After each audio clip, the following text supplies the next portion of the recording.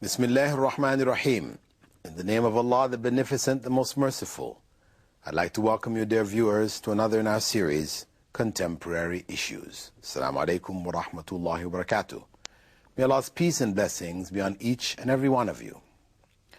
In this segment of our program, we'll be looking at the issue of animal slaughter. And we're looking at it particularly because of the fact that there has been an accusation pointed at Muslims as being somewhat bloodthirsty. You know, among those who led this accusation was Brigitte Bardot, the famous French actress, who observed in France that, you know, every time Eid al-Adha would come around, that the Muslims would be buying sheep and cutting their necks, you know, and she's very much into this protection of animals from human cruelty, etc., etc. So she had made some very disparaging remarks about Muslims there in France. She was taken to court and, in fact, required to apologize to Muslims.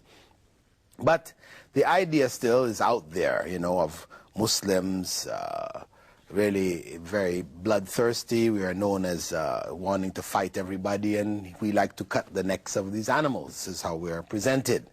Now, I remember there was actually a case a couple of years back also in the newspaper in New York City, you know, where a Muslim, he had bought a rooster or whatever, a chicken, and he fattened it up in his home, and he was going to, you know, kill the animal and cook it up and eat it. And, you know, the SPCA, this Society for the Prevention of Cruelty to Animals, got wind of it. You know, I guess one of his neighbors informed on him that he was going to kill this animal in his home, and they, you know, they burst in his front door. You know, they had pictures of them bursting in the front door and catching this man, going to and saving the life of this chicken, taking the chicken away from him. I mean, very quite hilarious, really. But anyway, let's look at the issues involved here. The basic issue, you know, is one of what we could call irrational sentimentality. Because here we have people very much concerned about the killing of animals. And there are millions, literally millions, of human fetuses which are aborted every year in America, millions in England, millions in France. Millions and millions of children are killed, they're aborted every year. But at the same time, for us to kill an animal and eat it, this becomes a you know, major case that people are going to be up in arms about. And, you know. So really, I think this is very distorted, the whole image that they have, you know, of saving lives, animal lives. What about those fetuses? They may not be human beings in your perception, but surely that's animal life that is being destroyed. Anyway, if we leave that and we actually tackle the claim that Muslims are cruel to animals in their slaughter, and we say, well, okay, let's look at the methods that you have as an alternative. What are the Western methods? Okay, Western methods for small animals like chickens, what they will do, number of slaughterhouses, they put the chickens, they put them on these racks and their legs are hanging down, and then they put them and dip their feet in water, and then they electrify this water, so they're zapped. And they say, okay, this zaps them into unconsciousness or kills them, whatever, and then they cut their heads off. This is supposed to be more humane because they're cutting the head after they're dead. But hey, has any of you stuck your finger in a socket or got a shock? It's not a very pleasant experience. And enough electricity to kill you is definitely not going to be a pleasant experience at all. So to claim that this is a more humane way, this is very painful. This method of electrifying these animals is a very painful method. It is not in any way, you know, more humane. The other method for the bigger animals is what they call like a stun gun, right? They have a gun with a piston at the end. When they put bullets in, it's not the bullet with a lead which flies out and shoots like regular guns do. Instead, the bullet explodes inside and drives a piston out, which hits the animal in the head, and then the piston goes back in the gun. You can use it again. They put it near the head of the animal, they pull the trigger, the piston bangs the animal in the head, knocks it unconscious, and then they will string him up and cut his neck, whatever. I say, this is more humane. But again, if somebody were to take a crowbar or a baseball bat and whack you at the side of your head until you fell into unconsciousness, is this a humane method? Is this without pain? Or is this a very painful experience? I mean, anybody who's been involved in boxing, etc., you know, knows, even with all those padded gloves on, blows to the head that are going to knock you out are very painful. This is not a, you know, it's not a painless experience at all. So this claims that this, in fact, is more humane are false claims. And when we look at the method that Islam prescribes, where the animal's neck is cut. I mean, the reality is that the whole of the neck isn't cut. Only the veins, the jugular veins of the neck and the esophagus, this is what is cut. So the spinal cord is intact. Signals from the brain still going to the heart of the animal, rest of the animal, and the animal will eventually die slowly. It is not a quick death, it's a slow death, where the blood comes out, and as blood decreases in the body, blood not getting to the brain, the animal goes unconscious and it dies. Now this is more in keeping, for example, with the popular method of suicide in Western society, where people will get a razor blade, you know, fill their tub with warm water, and then cut their wrists and lie there as the blood seeps into the water or whatever. Eventually they go into unconsciousness and die gradually. This is a popular method of suicide, and I'm not suggesting it for anybody, but just it is chosen because it's painless. Why? Because when you cut yourself with a razor blade, you don't feel it. I mean, we know it. People handling sharp instruments, you may cut yourself very easily and not even realize it. A shave or whatever, you don't realize till you see the blood, you know. So similarly, when Muslims are prescribed, you know, to kill the animals by cutting the jugular vein and the esophagus, this knife is supposed to be razor sharp. So when they cut it, the animal doesn't even feel the cut. And, as I said, the animal loses consciousness gradually, and it's a very painless death. It is not a harsh and inhumane way of taking the life of the animal. And it is far superior to the electric shocks given or the stun gun used, by the way, in Western methods. It is far superior. Now, that's one point. The other point, you know, which is the vegetarians' arguments, you know, that, well, humans are really not meant to eat meat. You really shouldn't be killing the animals anyway, you know. We don't need to kill the animals. We can get all our needs from vegetable sources, etc., etc. The reality is that human beings are neither herbivores nor carnivores. We are omnivores. Our systems are made to eat both meat and vegetable matter. So if you know, if we say we are created, Mother Nature, as they would say, created us this way, I mean, there is a purpose here. We are created able to eat meat. Why? To eat meat. So this is a very, you know, fallacious argument. You know, I mean, and in fact, when we go and look to see what is behind this argument, we find that the root of this argument comes out of India, out of those people who believe that you shouldn't eat meat, period. And of course, it's good to point out that really this is something rather new in Hindu tradition, because the early writings, you know, in the Bhagavad Gita and the other books, when they talk about the gods, etc., the gods are eating meat. They're meat eaters. Actually, this not eating meat is something which developed later on in their history. It was not the early beliefs and the early practices of the original Hindus.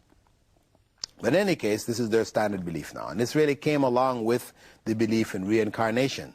So for a Hindu, I mean, killing an animal, eating that animal, is a situation where, due to the reincarnation belief that a person, when he dies or she dies, if they were not good, if they were good in this life, they move up the ladder, right? This is up the caste ladder towards the top caste, which is the Brahmin caste. And after that, they unite with God, with the universal soul, Brahma. But if they're not good, they go down the ladder, and they can be reborn as an animal, as a sheep or a goat, and if you're really unlucky, maybe as a cockroach. So the point is that here, what is happening? People don't want to eat meat, don't want to eat a goat or a cow, because this may be your grandfather. This may be your great-grandfather that you're eating.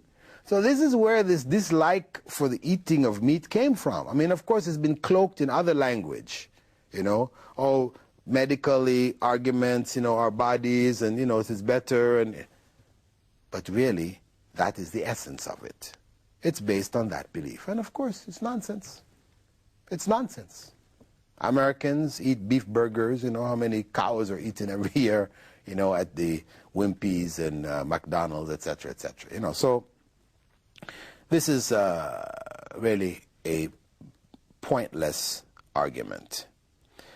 From the Islamic perspective, animals were created for the benefit of human beings, just as the rest of the world is. We have an obligation to them, to look after them, to treat them well. In fact, so much so that Prophet Muhammad ﷺ had described the circumstance in the time past, in which he said that a woman who was, in fact, a prostitute from among the Israelites, she came to a well. She went and got herself some water. And then when she came out, she saw a dog, thirsty, dying from thirst, so much so that it was licking the earth, trying to get some moisture out of the earth. She climbed back down in the well, tied her shoe to a scarf, and filled it with water, brought it up, and fed the dog. And out of that act of mercy for that animal, God forgave her her sins and put her in paradise. On the other hand, there was another woman who had a cat, which she tied up. And she didn't allow that cat, didn't feed it, and didn't allow it to go and find its own food. And it stayed and starved to death. And due to the evil of that act that she did, God put her in hell. As the Prophet informed his followers. Stressing here the importance of kindness to animals, opposed fundamentally to the cruelty to animals. And his companions had even asked him, he said, I mean, is there goodness in animals, in feeding? He said, in every living being there is a chance to earn good deeds, to gain goodness through helping them. So Islam is very much in favor of protecting animals, looking after them. Prophet Muhammad ﷺ had even said that we should never take animals as our targets, never make them a target that we fire our bows or arrows or guns, etc. Take them for target practice. This is forbidden in Islam. So the whole process, the Western safaris where, you know, Western civilization sent certain, you know, elements, the upper crust of the society into Africa and Asia, you know, hunting down elephants and rhinoceroses and killing them and, you know, to bring back trophies for their fireplaces, etc. This is something abhorrent in Islam, forbidden in Islam. In Islam, an animal's life may only be taken for the reason of protecting ourselves from its harm, because it's a dangerous animal, threatening our lives. We take its life for that reason, to protect human life. Secondly, we may kill them for food, for our own benefit, to eat. Thirdly, we may kill them because their skins will provide warmth for us, for example, in winter, you know, provide shoes or provide belts or whatever our needs. We may kill them for our needs, you know. I mean, of course, I mean, those people would argue, well, hey, we have artificial means of, you know, creating these other things now, we don't need it anymore. Well, of course, we don't have to. But if some people prefer leather, they want to have leather, the leather is there for us to use, we can still utilize it. But the method in which these animals are killed should be humane methods. I mean, when you look at how they would take the furs of the animals to create these fur coats, where they show pictures of these people with these little animals, and then they have these people with clubs just bashing in their heads and things like this. Of course, this is inhumane. This is evil, and Islam would never support it. But the use of the animals for human benefit, from the Islamic perspective, is legitimate. But we have bounds by which we are bound. We have to stay within them. We are humane to them when we take their lives, and we don't take their life for sport. I mean, the hunt, letting out the fox and letting the animals and going for the hunt, which is very popular game and sport from the Islamic perspective, is evil. Islam would not support that. But hunting animals to eat, to go bird hunting or whatever, and when you kill the animal, you cook it and you eat it. So you're taking benefit from it. It is permissible. The other topic which I would like to cover in this segment is concerning dogs. Now, a lot of people are familiar with the fact that Muslims tend to avoid dogs. Generally speaking, people maybe think that Muslims fear and hate dogs. Usually Westerners, if they come in the presence or in areas where Muslims are, they're carrying a dog on a leash, you find Muslims running in all directions. They don't want to be, near the dog. So it gives the impression of this great fear. Where in the West, of course, where the dog has become man's best friend, right? The dog is treated like a child. People who lose family members, or they grow up and they're left alone, instead of adopting a child, they will get a dog or get an animal which they will look after, and then you find them, petting the animal, giving it clothing, and really, so much so that you find even people leaving all of their inheritance to their dogs. I mean, this is the kind of love which is developed around dogs, replacing even love for children.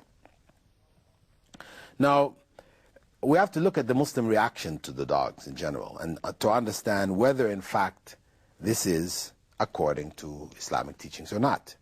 Muslims tend to run from dogs whenever dogs come. Why? Where did this come from? Well, they believe, commonly many people believe, that if a dog touches you, your state of ablution or your state of ritual purity is gone. You have to go and wash up again, wash your face, hands and feet, so on and so. It's their belief. If the dog touches you, or if it licks you, you touch its hair, its body touches you anyway, you are defiled in that sense. Really, however, this is not true. Islamic law does not, in fact, really teach this. The Prophet Muhammad ﷺ did say in an authentic hadith that if a dog licks the food or drink from a vessel in which you're drinking, you should pour out its contents, let him finish eating it, and then wash that vessel 7 times, one of which should be with clean earth. Clean it with earth. And one might question, well, why earth?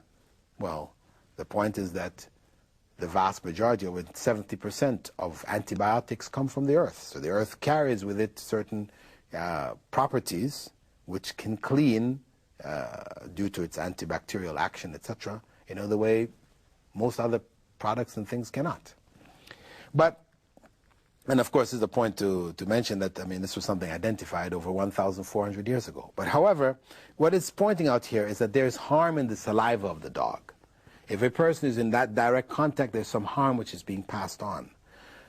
Maybe modern science has not detected all of the harm, although, there is some harm already identified. The dog tapeworm, known as Dipylidium caninum, and there are other diseases which are passed on by dogs, whether it's Rocky Mountain spotted fever and a variety of other diseases which dogs are known to pass on. The number of dogs that harm people, whether it's, they're fighting dogs which chew up kids, and people who are bitten by dogs every year, the numbers are quite large. In fact, the JAMA, the Journal of American Medical Association, in an article entitled "Dog Bites Recognized as a Public Health Problem," said that every year in the United States, almost 2% of the population is bitten by a dog.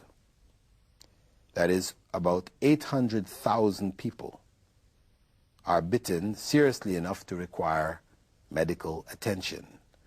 And 18 people die from dog bites every year. These are physical facts. Now, from an Islamic perspective, dogs may be kept for hunting purposes, to guard a home, or to herd one's sheep or cattle or camels, etc. These are uses which are legitimate from the Islamic perspective. But just keeping one in a home as the best friend, eating with you, sleeping with you, etc., this is what Islam does not permit. With that, dear viewers, I'd like to thank you for being with us on this segment of our program, Contemporary Issues, bringing clarity to issues that may be somewhat confused in the minds of non-Muslims as well as Muslims today.